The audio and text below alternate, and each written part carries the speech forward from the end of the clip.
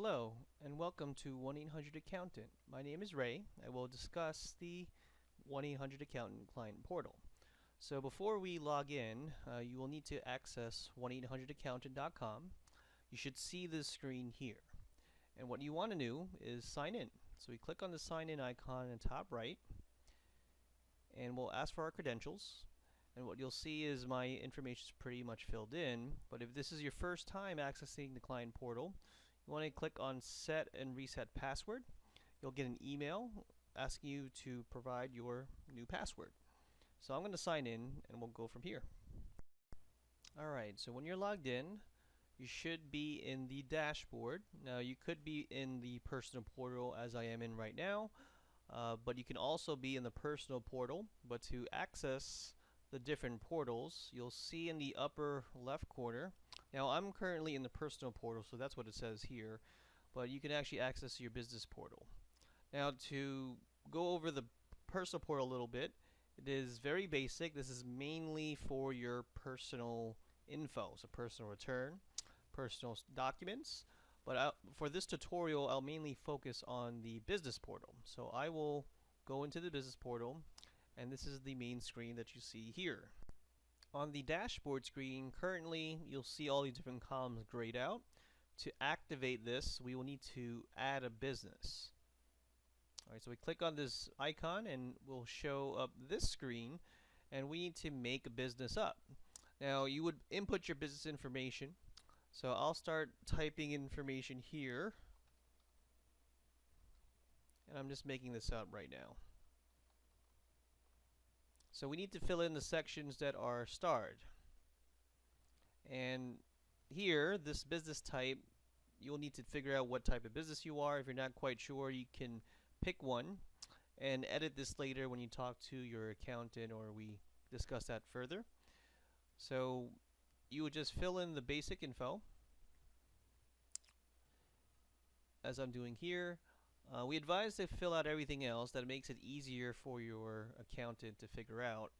And so once all the stars are filled in, which I'm going to do now, I think you should be able to save as this loads.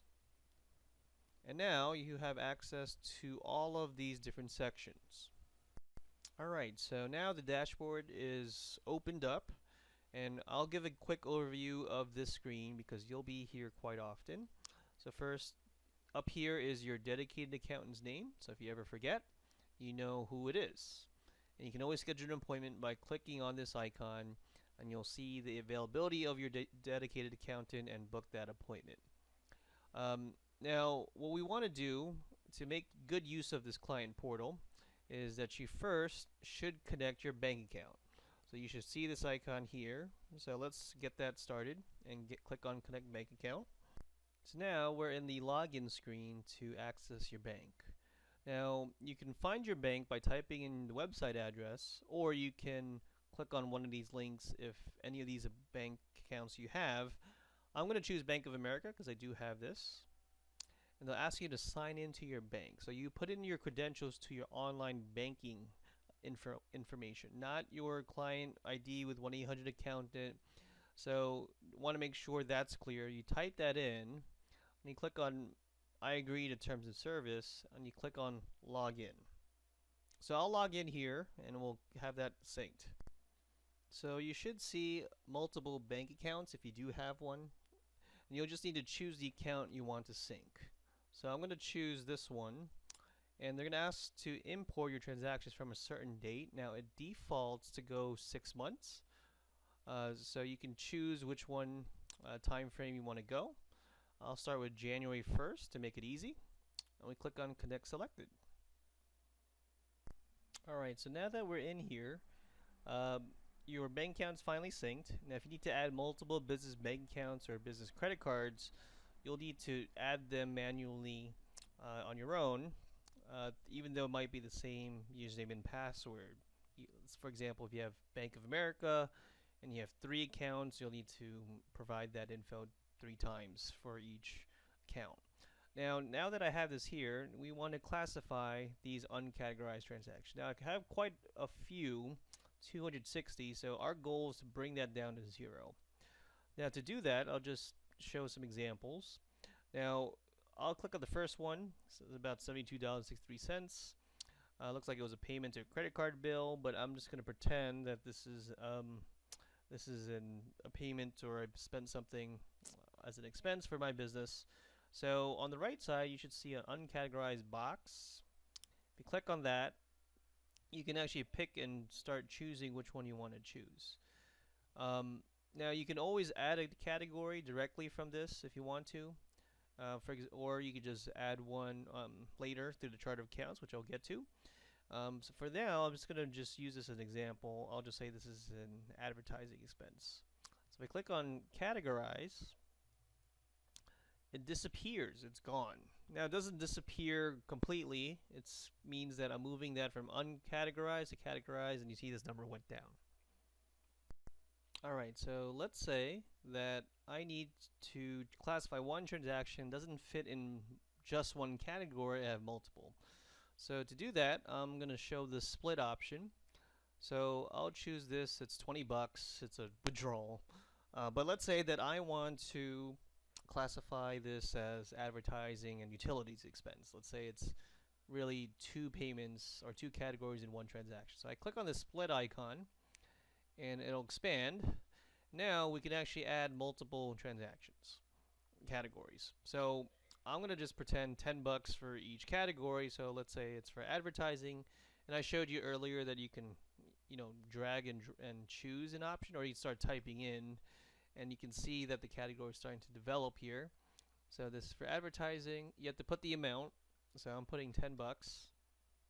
Okay, and then I'll just choose the other one. Let's say utilities, 10 bucks.